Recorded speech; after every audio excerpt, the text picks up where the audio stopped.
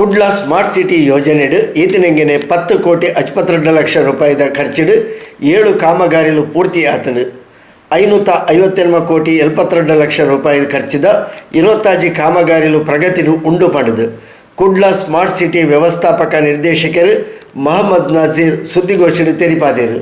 ಒಂದು as usual ನಾವು ಒಂದು ಎವ್ರಿ 2 or 3 ಮಂತಿಗೆ ಒಂದ್ಸಲ ಸ್ಮಾರ್ಟ್ ಸಿಟಿಯ ಪ್ರೋಗ್ರೆಸ್ಸಿಗೆ ಸಂಬಂಧಪಟ್ಟ ಹಾಗೆ ಒಂದು ಏನು ಪ್ರೆಸ್ ಬ್ರೀಫಿಂಗ್ ಮಾಡ್ತಾ ಇದೆ. ಅದು ಎರಡನೇದು ನಮ್ಮದು ಮಿನಿಸ್ಟ್ರಿ ಆಫ್ ಅರ್ಬನ್ ಡೆವಲಪ್ಮೆಂಟ್ ವತಿಯಿಂದ ಈವರೆಗಿನ ಅಂದರೆ ಇವತ್ತಿನವರೆಗಿನ ಏನು ಅಪ್ಡೇಟ್ಗಳು ತಮಗೆಲ್ಲ ಗೊತ್ತಿದ್ದಾಗೆ ಈ ಸ್ಮಾರ್ಟ್ ಸಿಟಿ ಪ್ರಪೋಸಲಲ್ಲಿ ಒಟ್ಟು 47 ಯೋಜನೆಗಳು ಕಾರ್ಯಕ್ರಮಗಳು ತಾವು ಕೇಳ್ಬೋದು. ಹಿಂದೆ ಹೇಳುವಾಗ ಒಂದು 43 ಇತ್ತು, 45 ಇತ್ತು, 1-2 ಆಚೆ ಈಚೆ ಆಗ್ತದೆ. ಅಂದರೆ ಇಟ್ ಈಸ್ ರಿವಿಷನ್ಗಳು. ಅಂದರೆ ಕೆಲವು ಫೇಸ್ ವೈಸಲ್ಲಿ ತೊಗೊಳ್ಳುವಾಗ 1 ವರ್ಕ್ ಇದ್ದದ್ದು 2 ಆಗ್ಬೋದು, ಫೇಸ್ 1 ಫೇಸ್ 2 ಅಂತ. ಅಥವಾ ಕೆಲವು ಡ್ರಾಪ್ ಆಗಿ ಹೊಸ ವರ್ಕ್ಗಳು ಬಂದಾಗ ನಂಬರ್ಸ್ ವೇರಿ ಆಗುತ್ತೆ. ಸ್ಟಾರ್ಟಿಂಗ್ 45 ಇತ್ತು, ಈಗ 47 ಆಗಿದೆ. ಅದರಲ್ಲಿ 2 ಇದೆ. ಏರಿಯಾ ಬೇಸ್ಡ್ ಡೆವಲಪ್ಮೆಂಟ್ ಏರಿಯಾದಲ್ಲಿ ತಗೊಳ್ಳುವಂಥ ಪ್ರದೇಶಾಭಿವೃದ್ಧಿ ಯೋಜನೆಯಲ್ಲಿ ತಗೊಳ್ಳುವಂಥ 33 ಕಾಮಗಾರಿಗಳು, ಪಾನ್ ಸಿಟಿಯಲ್ಲಿ ತಗೊಳ್ಳುವಂಥದ್ದು 14 ಕಾಮಗಾರಿಗಳು. Overall amount 2,000.72. ಅದರಲ್ಲಿ ಏನು ವ್ಯತ್ಯಾಸ ಇಲ್ಲ. ಕುಡ್ಲ ಸ್ಮಾರ್ಟ್ ಸಿಟಿ ಕಚೇರಿಡು ಶುಕ್ರವಾರ ಸುದ್ದಿಗೋಷ್ಠಿ ಪಾತ್ರನ ನಜೀರ್ ಸರಕಾರಿ ಕಟ್ಟಡಲಿಡು LED ಬಲ್ಬ್ ಅಳವಡಿಕೆ, ಕ್ಲಾಕ್ ಟವರ್, ನೆಹರು ಮೈದಾನದ ಕೈತಲದ ಸ್ಮಾರ್ಟ್ ತಾದಿ, ಪಾನ್ ಸಿಟಿ ಸ್ಮಾರ್ಟ್ ಬಸ್ ಸೌಕರ್ಯ, ಈ ಶೌಚಾಲಯದ ಸುರುತ ಹಂತ ಬಕ 2ನೇ ಹಂತ, ಸ್ಮಾರ್ಟ್ ಸಿಟಿ ಕಚೇರಿದ ಒಳಂಗಣ ವಿನ್ಯಾಸ ಬೊಕ ವೆನ್ಲಾಕ್ ಆಸ್ಪತ್ರೆದ ಸೂಪರ್ ಸ್ಪೆಷಾಲಿಟಿ ಬ್ಲಾಕ್ಡ್ 37 ಬೆಡ್ಲೆದ ICU ಪೂರೈಕೆ ಬೊಕ ಸ್ಥಾಪನೆ ಕಾಮಗಾರಿ ಪೂರ್ತಿ ಆತನ ಪಡೆದು ವಿವರ ಕೊರಿಯರು. ಸರ್ಕಾರ ಮಾಡಿರುವಂಥ ಮೇನ್ ಉದ್ದೇಶ ಅಂತ ಹೇಳಿದರೆ, ಈಗ ನಮ್ಮ ದೇಶದಲ್ಲಿ ಒಟ್ಟು 100 ಸ್ಮಾರ್ಟ್ ಸಿಟಿಗಳಿವೆ. ಹಾಗೆಯೇ ನಮ್ಮ ಕಾರ್ಪೊರೇಷನ್ ಥರ ಸುಮಾರು ಅರ್ಬನ್ ಲೋಕಲ್ ಬಾಡೀಸ್ ಇದೆ. ಸೊ ಯಾರ್ಯಾರು ವಿದ್ಯಾವಂತ ಅಂದರೆ ಬೇರೆ ಬೇರೆ ಇಂಜಿನಿಯರಿಂಗ್ ಇರ್ಬೋದು, ಮೆಡಿಕಲ್ ಇರ್ಬೋದು, ಬೇರೆ ಡಿಪ್ಲೊಮೋದ ಇರ್ಬೋದು, ಬೇರೆ ಸೋಷಿಯಲ್ ವರ್ಕ್ ಫೀಲ್ಡಲ್ಲಿ ಇರ್ಬೋದು, ಹೆಲ್ತ್ಗೆ ಫೀಲ್ಡಲ್ಲಿ ಇರುವಂಥವರು, ಅವರಿಗೆ ಸರ್ಕಾರದ ವ್ಯವಸ್ಥೆಯಲ್ಲಿ ಅಂದರೆ ಈಗ ಏನು ಕಾರ್ಯಕ್ರಮಗಳಿದೆ, ಯೋಜನೆಯಲ್ಲಿದೆ, ಅದನ್ನು ಪಾಲ್ಗೊಳ್ಳಿಕ್ಕೋಸ್ಕರ ಒಂದು ಅವಕಾಶ ಕೊಡುವ ಸಲುವಾಗಿ ಒಂದು ಇಂಟರ್ನ್ಶಿಪ್ ಥರದ ಈ ಒಂದು ಪ್ರೋಗ್ರಾಮನ್ನು ಡೆವಲಪ್ ಮಾಡಿದ್ದಾರೆ. ಸೊ ಅದರದ್ದು ಏನಂತ ಹೇಳಿದ್ರೆ, ಇದರಲ್ಲಿ ಒಂದು ಕೆಲವು ಅತಿ ಅಗತ್ಯ ಇರುವಂಥ ಒಂದು ಏನು ಇಂಟರ್ನ್ಶಿಪ್ ಇದಕ್ಕೆ ಪ್ರೋಗ್ರಾಮಿಗೆ ನಾವು ಸ್ಟೈಪಂಡ್ ಮೂಲಕ ಕೊಡಲಿಕ್ಕೆ ಅವಕಾಶ ಇದೆ. ಅಂದರೆ ಇಟ್ ಡಿಪೆಂಡ್ಸ್ ಆನ್ ನಮ್ಮ ಏನು ಫಂಡ್ ಇದೆ, ಅದು ಕೂಡ ಅಡ್ಮಿನಿಸ್ಟ್ರೇಟಿವ್ ಮತ್ತು ಆಫೀಸ್ ಎಕ್ಸ್ಪೆಂಡಿಚರಲ್ಲಿ ಹೋಗ್ತದೆ. ಸೊ ಅದರಲ್ಲಿ ನಾವು ಇಲ್ಲಿ ಏನು ಮಾಡಿದ್ವಿ ಅಂತ ಹೇಳಿದರೆ, ನಾವು ಒಂದು ಸುಮಾರು 9 ಜನರಿಗೆ 8 ಜನರಿಗೆ ಅವರ dependent like urban planner, urban designer, civil engineers, ಆಮೇಲೆ ICT ಅಲ್ಲಿರುವಂಥವರು, ಆಟೋ ಕ್ಯಾಡ್ನವರಿಗೆ, ಅವರಿಗೆ ನಮಗೆ ಅತ್ಯಗತ್ಯ ಇದಕ್ಕೆ ಬೇಕಂತವರಿಗೆ ಮಾತ್ರ ನಾವು ಸ್ಟೈಪಂಡನ್ನು ಇದು ಮಾಡಿದೆ. ಮತ್ತು ಎರಡನೇದು ಏನು ಸರ್, ಇದರಿಂದ ಡೈರೆಕ್ಷನ್ ಬಂತಂದರೆ, ತುಂಬ ಜನರನ್ನು ಇದರಲ್ಲಿ ಇನ್ವಾಲ್ವ್ ಮಾಡಬೇಕು. ಒಂದು ಸ್ಮಾರ್ಟ್ ಸಿಟಿ ಮತ್ತು ಸಿಟಿ ಕಾರ್ಪೊರೇಷನ್ಸಲ್ಲಿ ಕನಿಷ್ಠ 200ರಿಂದ 250 ಜನರಿಗೆ ನೀವು ಅವರಿಗೆ ಅವಕಾಶ ಮಾಡಿಕೊಡಬೇಕು. ನೀವು ಸ್ಟೈಪಂಡ್ ಕೊಡದಿದ್ರೂ ತೊಂದರೆ ಇಲ್ಲ. ಸೊ ದ್ಯಾಟ್ ಅವರು ಸರ್ಕಾರದ ವ್ಯವಸ್ಥೆಯಲ್ಲಿ ಅವರು ಕೂಡ ಬಂದು ಕಲೀಲಿಕ್ಕೆ ಒಂದು ಎಕ್ಸ್ಪೋಜರ್ ಸಿಗಲಿ ಅನ್ನೋ ಒಂದು ದೃಷ್ಟಿಯಲ್ಲಿ ಹೇಗಿದ್ರೂ ಕೂಡ, ಯಾಕಂದರೆ ಹೆಚ್ಚಿನ ಕಡೆ ಈಗ ಯಾವುದು ಇದಾಗ್ತಾ ಇಲ್ಲ, ಕೋರ್ಸು ಆಗಲಿ ಕಾಲೇಜಸ್ಗಳು ನಡೆಯುವುದಿಲ್ಲ. ಆದ್ದರಿಂದ ಇಲ್ಲಿ ಅವರು ಬಂದು ಸರ್ಕಾರ ವ್ಯವಸ್ಥೆಯಲ್ಲಿ, ಅಥವಾ ಈಗ ನಮಗೂ ಕೂಡ ಈಗ ಕಾರ್ಪೊರೇಷನ್ಗೆ ಬೇರೆ ಬೇರೆ ಈ ಕೋವಿಡ್ ಟೈಮಲ್ಲಿ ಬೇರೆ ಬೇರೆ ಫೀಲ್ಡಲ್ಲಿ ವರ್ಕ್ ಮಾಡಲಿಕ್ಕೂ ಕೂಡ ಬೇಕಾಗ್ತದೆ. ಹೆಲ್ತಿನವರು ಇರ್ಬೋದು, ಡಾಕ್ಟರ್ಸ್ ಇರ್ಬೋದು. ಸೊ ಆ ಥರ ಯಾರು ಇದ್ದರೂ ಕೂಡ ಅವರನ್ನು ಕೂಡ ಈ ಇಂಟರ್ನ್ಶಿಪ್ಪಲ್ಲಿ ವಾಲಂಟ್ರಿ ಆಗಿ ನೀವು ತಗೊಳ್ಳಿ, ಅಪ್ಲಿಕೇಶನ್ ಕಾಲ್ ಫಾರ್ ಮಾಡಿ ಅಂತ ಹೇಳಿ ಡೈರೆಕ್ಷನ್ ಬಂದಿದೆ. ಆದ್ದರಿಂದ ನಾವು ಸುಮಾರು 300 ಜನರಿಗೆ ನಾವು ಈಗ ಕರೆದಿದ್ದೀವಿ. ಲಾಸ್ಟ್ ಡೇಟ್ ಇದು ಜುಲೈ 31. ಅಂದರೆ ನಾವು 300 ಜನರಿಗೆ ಎಟ್ ಎ ಟೈಮ್ ಕೊಡ್ಲಿಕ್ಕೆ ಆಗೋದಿಲ್ಲ. ನಾವೇನು ಮಾಡಿದ್ವಿ ಅಂದರೆ, ಫಸ್ಟ್ ಒಂದು 100 ಜನರಿಗೆ ಫಸ್ಟ್ 3 ಮಂತ್ ಫಸ್ಟ್ ಬಂದವರಿಗೆ, ಆಮೇಲೆ ನೆಕ್ಸ್ಟ್ 100 ಜನರಿಗೆ ಇನ್ನೊಂದು 3 ಮಂತ್, ಆಮೇಲೆ ಉಳಿದ 100 ಜನರಿಗೆ ಥರ್ಡ್ ಇದರಲ್ಲಿ 3ನೇ ಹಂತದ 3 ತಿಂಗಳದ್ದು ಒಂದು ಇಂಟರ್ನ್ಶಿಪ್ ಕೊಡುವಂಥ ಒಂದು ಕಾರ್ಯಕ್ರಮ ಆಗ್ತಿದೆ. ಅಲ್ಲಿ ಯಾವುದು ಅಪ್ಲಿಕೇಶನ್ ಯಾವ ಥರ ಬರ್ತದೆ, ಯಾವ ಫೀಲ್ಡ್ ನಮಗೆ ನಮ್ಮ ಲೆವೆಲಲ್ಲಿ ಎಷ್ಟು ಜನರಿಗೆ ಬೇಕಾಗ್ತದೆ ನಾವು ಅವರು ಇಲ್ಲಿ ಕೊಡ್ತೀವಿ.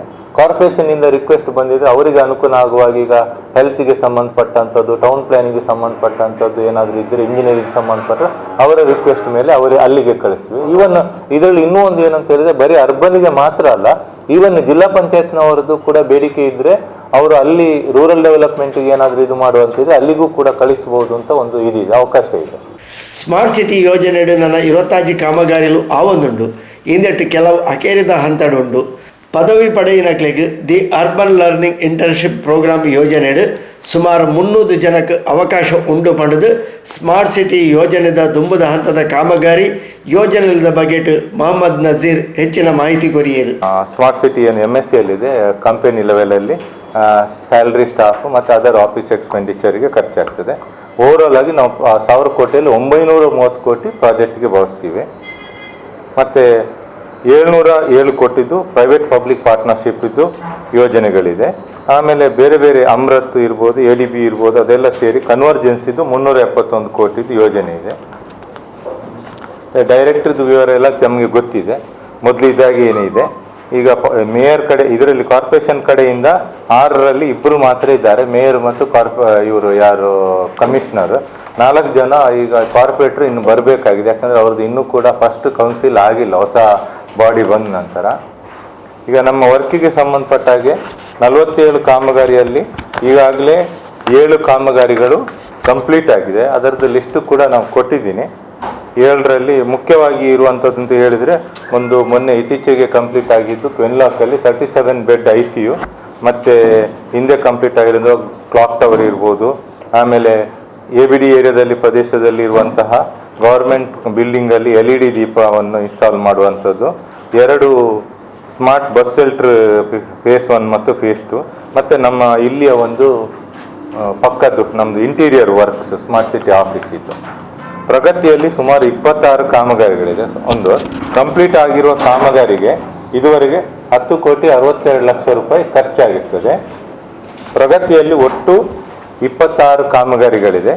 ಮುಖ್ಯವಾಗಿ UGDದ್ದು 4 ಪ್ಯಾಕೇಜ್ಗಳಿದೆ, ಸ್ಮಾರ್ಟ್ ರೋಡಿದ್ದು 7 ಪ್ಯಾಕೇಜ್ಗಳಿದೆ, ಆಮೇಲೆ ಸ್ಮಾರ್ಟ್ ಸ್ಕೂಲ್ ಇದೆ, ನಂತರ Kadri park area development programme ಇದೆ, ಆಮೇಲೆ ನಮ್ಮದು ಕಮಾಂಡ್ ಕಂಟ್ರೋಲ್ ಸೆಂಟರ್ ವರ್ಕ್ ಇದೆ, ಅದೇ ರೀತಿ ಗುಜ್ಜರ್ ಕೆರೆ, ಕಾವೂರ್ ಕೆರೆದು ಅಭಿವೃದ್ಧಿ ಇದೆ. ಆಮೇಲೆ ನಮ್ಮ ಇದು ಈ ಬಿಲ್ಡಿಂಗ್ ಇದು ಪಕ್ಕದಲ್ಲಿ ಹಿಂದ್ಗಡೆ NX ಬಿಲ್ಡಿಂಗ್ ಇದು ಒಂದು ಕಾಮಗಾರಿ ನಡೀತಾ ಇದೆ. ನಮ್ಮ ಮಿನಿ ವಿಧಾನಸೌಧ ಏರಿಯಾ ಕಾಂಪೌಂಡಲ್ಲಿ UPR ಬಿಲ್ಡಿಂಗ್ ಇದು ಒಂದು ವರ್ಕ್ ನಡೀತಾ ಇದೆ. ಆಮೇಲೆ ಅಂಡರ್ ಪಾಸ್ ವರ್ಕ್ ನಡೀತಾ ಇದೆ. ಜೊತೆಗೆ ಇಲ್ಲಿ ಹೊಯ್ಗೆ ಬಜಾರಲ್ಲಿ ಮೊನ್ನೆ ತಾನೇ ಶಿಲಾನ್ಯಾಸ ಆದಂಥ ಸ್ಕಿಲ್ ಡೆವಲಪ್ಮೆಂಟ್ ಟ್ರೈನಿಂಗ್ ಸೆಂಟರ್ ಇದು ವರ್ಕ್ ನಡೀತಾ ಇದೆ. ಎಮ್ಮೆಕೆರೆಯಲ್ಲಿ ಸ್ವಿಮ್ಮಿಂಗ್ ಪೂಲ್ ಇದ್ದು, ನಂತರ ವೆನ್ಲಾಕ್ ಆಸ್ಪತ್ರೆ ಉನ್ನತೀಕರಣದ ಒಂದು ಇನ್ಫ್ರಾ ವರ್ಕ್ ಜಸ್ಟ್ ಇವತ್ತಿನಿಂದ ಸ್ಟಾರ್ಟ್ ಆಗಿದೆ.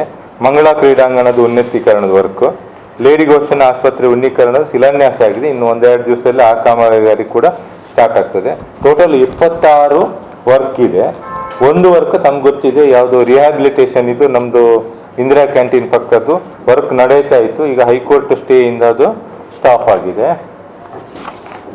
ಆಮೇಲೆ ಟೆಂಡರ್ ಪ್ರಕ್ರಿಯೆಯಲ್ಲಿ 4 ಕಾಮಗಾರಿಗಳಿದೆ. ಇದು ಒಟ್ಟು 26 ಕಾಮಗಾರಿಗಳದ್ದು ಎಷ್ಟು ಅಮೌಂಟ್ ಅಂತ ಹೇಳಿದರೆ 558.78 ಕೋಟಿ. ಅದರಲ್ಲಿ ಇದುವರೆಗೆ 60.58 ಕೋಟಿ ಖರ್ಚಾಗಿದೆ ಪ್ರೋಗ್ರೆಸ್ ಅಲ್ಲಿರುವಂಥ ವರ್ಕ್ಗಳಿಗೆ. ಟೆಂಡರ್ ಪ್ರಕ್ರಿಯೆಯಲ್ಲಿ ಇರುವಂಥದ್ದು 4 ಕಾಮಗಾರಿಗಳು. ಅದರಲ್ಲಿ ಒಂದು ಅದೇ ಉರ್ವ ಮಾರ್ಕೆಟ್ ಹತ್ತಿರ ಇರುವಂಥ ಇಂಡೋರ್ ಸ್ಟೇಡಿಯಂ ಇದ್ದು, ಆಮೇಲೆ ವೆನ್ಲಾಕ್ ಹಾಸ್ಪಿಟಲ್ ಇದ್ದು ಸರ್ಜಿಕಲ್ ಬ್ಲಾಕ್ ಒಂದು, ಆಮೇಲೆ UGDದ್ದು ಸಣ್ಣದು 2 ಪ್ಯಾಕೇಜ್ ಇದೆ. ಅದು ಮೊದಲು ಒಂದೇ ಪ್ಯಾಕೇಜ್ ಇತ್ತು, ಅದನ್ನು 2 ಮಾಡಿದ್ದೇವೆ. ಒಟ್ಟು 81 ಕೋಟಿದ್ದು ವರ್ಕ್ಗಳು ಟೆಂಡರ್ ಹಂತದಲ್ಲಿದೆ. ಆಮೇಲೆ DPR ಹಂತದಲ್ಲಿ ಈಗ 5 ಕಾಮಗಾರಿಗಳಿದೆ. ಇದರಲ್ಲೂ ಕೂಡ ತಮಗೆ ನಾನು ತಮ್ಮ ಗಮನಕ್ಕೆ ತರುವಂದರೆ 3 ಕಾಮಗಾರಿಗಳು ಇತ್ತು DPR ಅಲ್ಲಿ. ಅದು ಬೇರೆ ಬೇರೆ ಕಾರಣದಿಂದ ಕ್ಲಾಪ್ ಸಭೆಯ ಒಂದು ನಿರ್ಣಯ ಮತ್ತು ಬೋರ್ಡ್ ನಿರ್ಣಯದ ಪ್ರಕಾರ ರದ್ದು ಮಾಡಿದ್ದು. ಅದರಲ್ಲಿ ಒಂದು ಇದು ಅಂದರೆ ರದ್ದು ಅಂತಲ್ಲ, ಈಗ ಸದ್ಯಕ್ಕೆ ತಡೆ ಹಿಡಿದಿದ್ದೀವಿ. ಒಂದು ಇದ್ರದ್ದು ಅಬೆಟೈರ್ ಇದ್ದು, 2ನೇದು ಓಲ್ಡ್ ಬಸ್ ಸ್ಟ್ಯಾಂಡ್ ಇದು ರೀಡೆವಲಪ್ಮೆಂಟ್ ಏರಿಯಾ, 3ನೇದು ಓಲ್ಡ್ ಇದು DC ಆಫೀಸ್ ಇದ್ದು ಡೆವಲಪ್ಮೆಂಟ್ ಏರಿಯಾ. ಈ 3 ವರ್ಕ್ಗಳನ್ನು ಸದ್ಯಕ್ಕೆ ನಾವು ಈಗ ಸದ್ಯಕ್ಕೆ ಅಂದರೆ ಅದರಲ್ಲಿ ನಮಗೆ ಯಾವುದು ಜಾಗದ ಸಮಸ್ಯೆ ಇನ್ನಿತರ ಸಮಸ್ಯೆಗಳಿಂದ ತಾತ್ಕಾಲಿಕವಾಗಿ ತಡೆ ಹಿಡಿದು ಮತ್ತೆ ಲಾಸ್ಟ್ ಮೂಮೆಂಟ್ಗೆ ಸೇವಿಂಗ್ ಮೇಲೆ ನೋಡಿಕೊಂಡು ಮತ್ತೆ ಅವರು ಏನಾದರೂ ಜಾಗ ಸರಿ ಮಾಡಿ ಕೊಟ್ಟರೆ ಮತ್ತೆ ತಗೊಳ್ಳೋದು ಅಂತೇಳಿ ನಿರ್ಣಯ ಮಾಡಿ ಈಗ ಸದ್ಯಕ್ಕೆ ಅದನ್ನೇ ಈಗ ಆ ಪೊಸಿಷನಲ್ಲಿದೆ. ಹೊಸದಾಗಿ ಒಂದು ವರ್ಕ್ ಆ್ಯಡ್ ಆಗಿದೆ.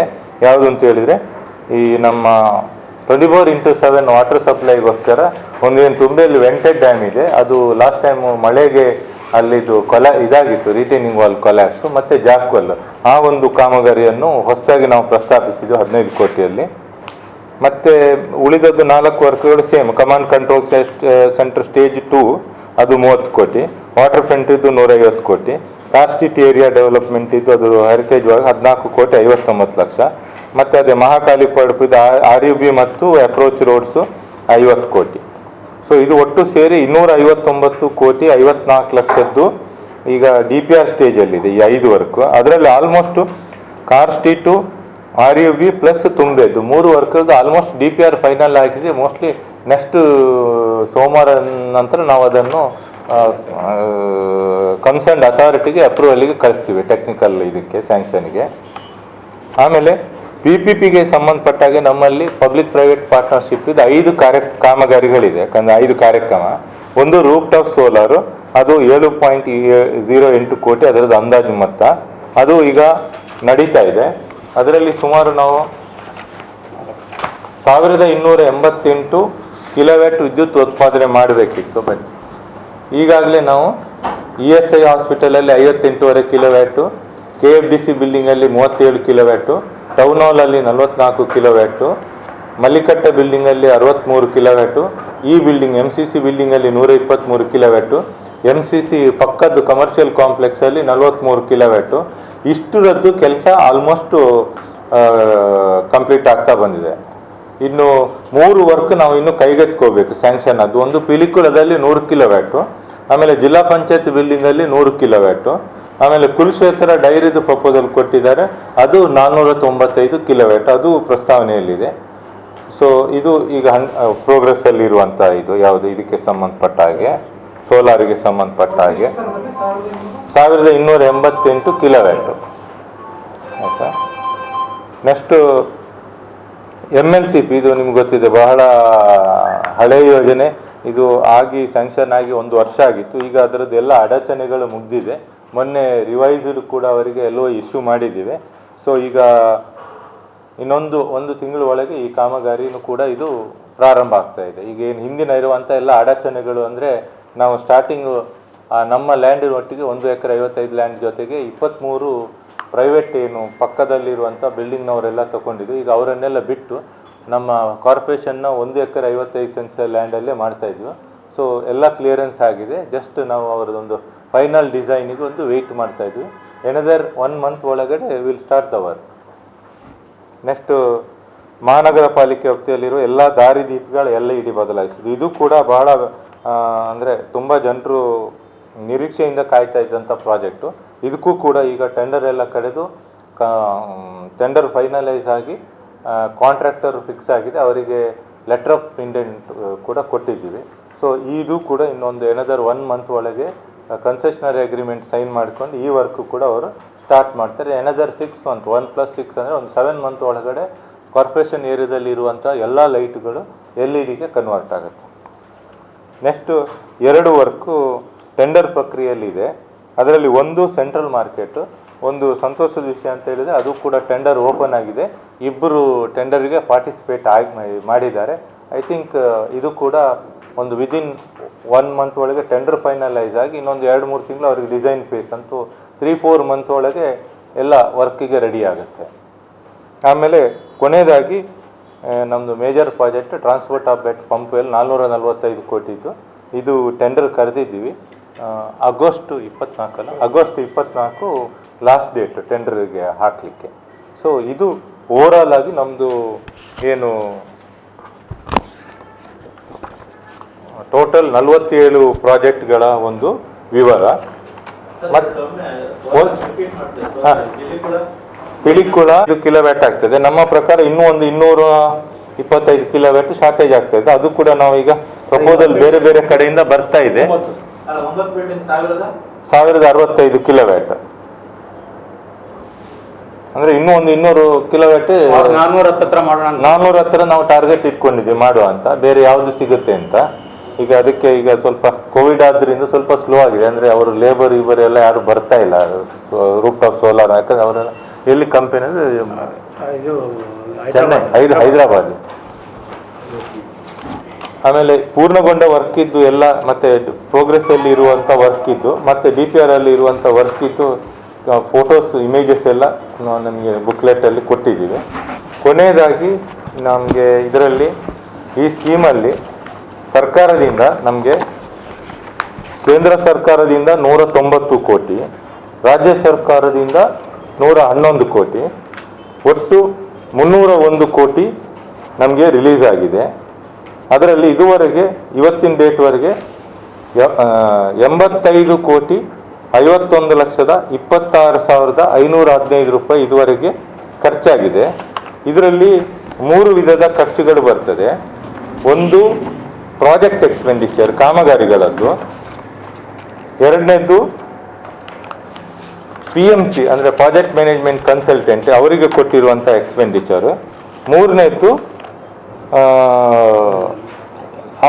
ಅಡ್ಮಿನಿಸ್ಟ್ರೇಟಿವ್ ಆ್ಯಂಡ್ ಆಪರೇಷನ್ ಎಕ್ಸ್ಪೆಂಡಿಚರ್ ಅಂತ. ಅದರಲ್ಲಿ ನಾನು ಹೇಳಿದೆ, ಅದರಲ್ಲಿ ಇಲ್ಲಿದ್ದು ಪ್ಲಸ್ ನಮ್ಮ KDFC ಲೆವೆಲಿದ್ದು MOED ಅವರು ಏನಾದರೂ ತೆಗೆದಿಟ್ಟರೆ ಅದು ಬರ್ತದೆ. ಈಗ ಸದ್ಯಕ್ಕೆ ಇದರಲ್ಲಿ ನಮ್ಮದು ಮತ್ತು KDFC ಲೆವೆಲಲ್ಲಿ ನಾವು ಅವರಿಗೆ ದುಡ್ಡು ಕೊಟ್ಟಿದ್ದು ಅದು ಮಾತ್ರ ಇದೆ.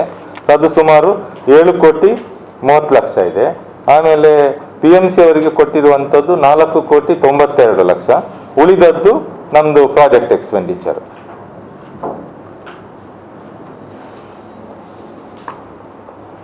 ಅಂದರೆ ಅಪ್ರಾಕ್ಸಿಮೇಟ್ಲಿ 72.8 ಪ್ರಾಜೆಕ್ಟ್ ಎಕ್ಸ್ಪೆಂಡಿಚರ್ ಆಗಿದೆ. ಅದೇ ಕಾವರು ಇದೆ, ನಾನು ಹೇಳ್ತೀನಿ ಡೇಟ್.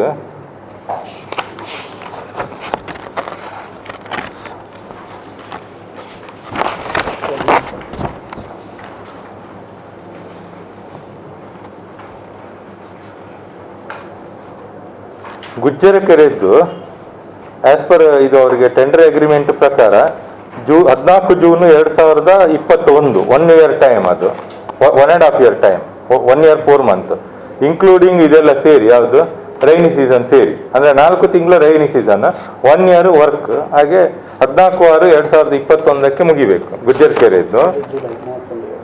ಇದು ಕವರ್ ಇದಾಗ 31/7/2021, ಅದಕ್ಕೆ 1 ತಿಂಗಳು ಜಾಸ್ತಿ ಇದೆ.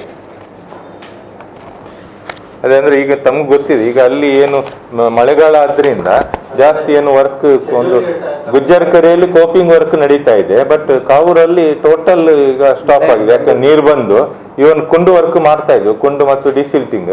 ಈಗ ಲಾಸ್ಟ್ ಮಂತಿಂದ ಜೂನ್ 15th ನಂತರ ಟೋಟಲಿ ಸ್ಟಾಪ್ ಆಗಿದೆ, ಅದು ಸ್ಟಾಪ್ ಆಗಿದೆ. ಮತ್ತೆ ಇವನ್ UGD 4 ಒಂದು ನಮ್ದು 3 ಪ್ಯಾಕೇಜಲ್ಲಿ UGD 2 ಪ್ಯಾಕೇಜ್ ಕೂಡ ನಾವು ರೈನಿ ಇದ್ದದ್ರಿಂದ ಮಾಡ್ತಾ ಇಲ್ಲ.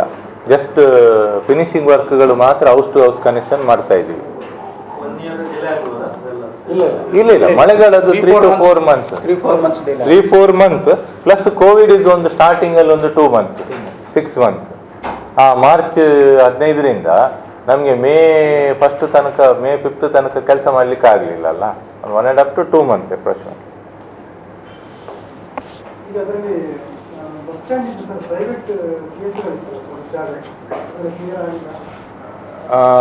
ಆಕ್ಚುಲಿ ತಾವು ಹೇಳುದು ಇಟ್ಸ್ ನಾಟ್ ಬಸ್ ಸ್ಟ್ಯಾಂಡ್. ಎಲ್ಲಿದ್ದು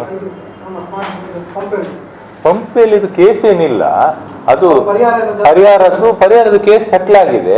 ನನ್ನ ಪ್ರಕಾರ ಕಾರ್ಪೊರೇಷನ್ ಕಡೆಯಿಂದ ಸುಮಾರು ಇನ್ನೂ ಒಂದು 9 ರಿಂದ 10 ಕೋಟಿ ರೂಪಾಯಿ ಅವರಿಗೆ ಕೋರ್ಟ್ ಆರ್ಡರ್ ಪ್ರಕಾರ ಕೊಡ್ಲಿಕ್ಕೆ ಬಾಕಿ ಇದೆ. ಅದು ಈ ಪ್ರೋಸೆಸ್ ಅಲ್ಲಿ ನಡೀತಾ ಇದೆ. ಕಾರ್ಪೊರೇಷನ್ ಕೊಡುವುದಾ ಅಥವಾ ಸರ್ಕಾರಕ್ಕೆ, ಅವರು ಸರ್ಕಾರಕ್ಕೆ ಪ್ರಸ್ತಾವನೆ ಸಲ್ಲಿಸಿದ್ದಾರೆ ಇಷ್ಟು ಎಕ್ಸ್ಟ್ರಾ ಹಣ ಬೇಕು ಅಂತ, ಅದು ನಡೀತಾ ಇದೆ. Otherwise there is no case ಏನಿಲ್ಲ.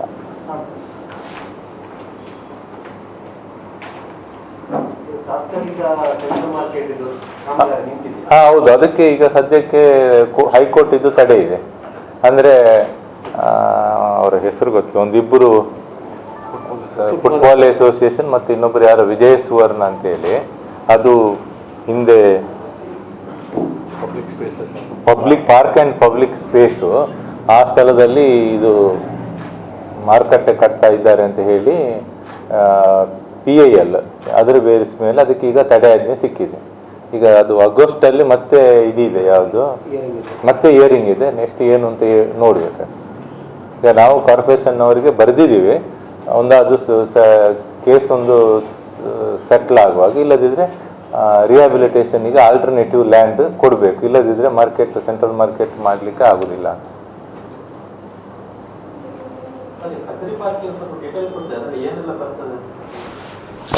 ಕೊಡು, ಅದು ಹೇಳ್ತೀರಾ?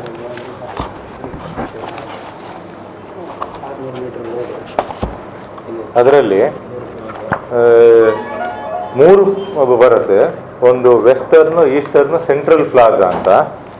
ನಮ್ಮ ಸರ್ಕಿಟ್ ಹೌಸ್ ಇಂದ ಸ್ಟಾರ್ಟ್ ಆಗಿ ಲಾಸ್ಟ್ ಎಂಡ್ ಆ ಕಡೆ ನಂತೂರು, ಇದು ಪದವ ಹೈಸ್ಕೂಲ್ಗೆ ಹೋಗಿ ಜಾಯಿನ್ ಆಗ್ತದಲ್ಲ, ಕೊಚ್ಚಿನ್ ಬೇಕರಿ ಹತ್ರ, ಸುಮಾರು ಎಷ್ಟು 800 ಎಷ್ಟು ಮೀಟರ್ 800 ಮೀಟರ್ದು ಲೆಂತ್ ಇದೆ.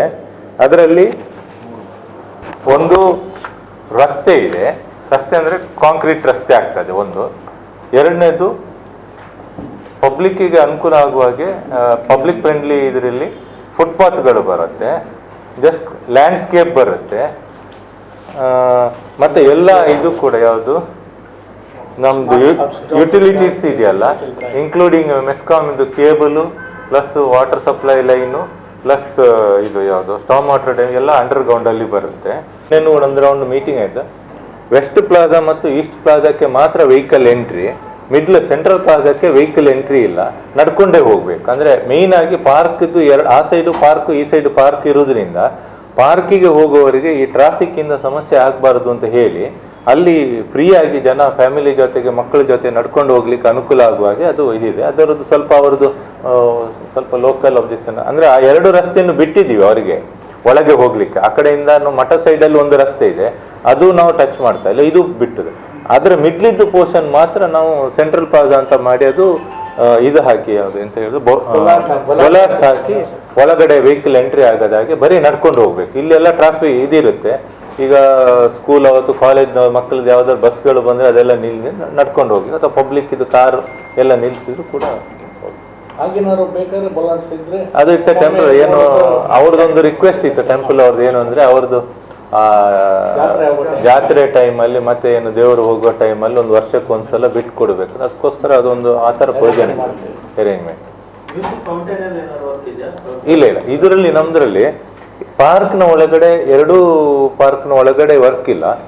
ಪಾರ್ಕ್ನ ಹೊರಗಡೆ ಇರುವಂತ ಏರಿಯಾವನ್ನು ಕೂಡ ಸೇಮ್ ಪಾರ್ಕ್ ಅಟ್ಮಾಸ್ಫಿಯರ್ಗೆ ತರುವಂಥದ್ದು. ಅಂದ್ರೆ ಅದು ಒಂಥರ ಈಗ ಏನಾಗಿದೆ ಅಂದ್ರೆ, ಈಗ ಅದು ರಸ್ತೆ ಆಗ್ತದೆ, ಅಲ್ಲಿ ಯಾರು ಕೂಡ ನೀವಾಗ್ಲಿ ನಾವಾಗ್ಲಿ ಫ್ರೀಯಾಗಿ ಸಾಯಂಕಾಲ ಹೋಗುವಾಗಿಲ್ಲ. ಅಷ್ಟು ವೆಹಿಕಲ್ಗಳು, ಅದೊಂಥರ ಎಂತ ಆಗಿದೆ ಅಂತ ಹೇಳಿದ್ರೆ ಶಾರ್ಟ್ಕಟ್ ರೋಡ್ ಜಾಗ ಆಗಿದೆ ಎಲ್ಲರಿಗೆ ಹೋಗ್ಲಿಕ್ಕೆ. ಅದಕ್ಕೋಸ್ಕರ ಆ ಒಂದು ಅಟ್ಮಾಸ್ಫಿಯರ್ ಅನ್ನು ತೆಗೆದು ಪಾರ್ಕ್ ಅಟ್ಮಾಸ್ಫಿಯರ್ ಅಂದ್ರೆ ಫ್ರೀಯಾಗಿ ನೀವು ನಡ್ಕೊಂಡು ಹೋಗುವ ಹಾಗೆ ಇದ್ದು. ಅದು ಸ್ವಲ್ಪ ಅಗಲದ್ದು ಫುಟ್ಪಾತ್ಗಳು 2 ಸೈಡಲ್ಲಿ. ಮತ್ತೆ ಇದು ಬರ್ತದೆ, ಯಾವುದು ಕಿಯಾಸ್ಕ್ಗಳು ಬರ್ತದೆ, ಸವೆನರ್ ಶಾಪ್ ಇರ್ಬೋದು, ಫುಡ್ ಸ್ಟಾಲ್ ಇರ್ಬೋದು. ಆ ಒಂದು ಇದಕ್ಕೆ ಪಾರ್ಕಿಗೆ ಅನುಗುಣ, ಇದು ಅಟ್ಮಾಸ್ಫಿಯರ್ಗೆ ಅನುಗುಣ ಆಗುವ ಹಾಗೆ ಹಾರ್ಟಿಕಲ್ಚರ್ ಇದ್ದು ಅಥವಾ ಹ್ಯಾಂಡಿಕ್ರಾಫ್ಟ್ ಶಾಪ್ಗಳು, ಅದಕ್ಕೆಲ್ಲ ಪ್ರೊವಿಷನ್ ಇಟ್ಟಿದ್ದೀವಿ.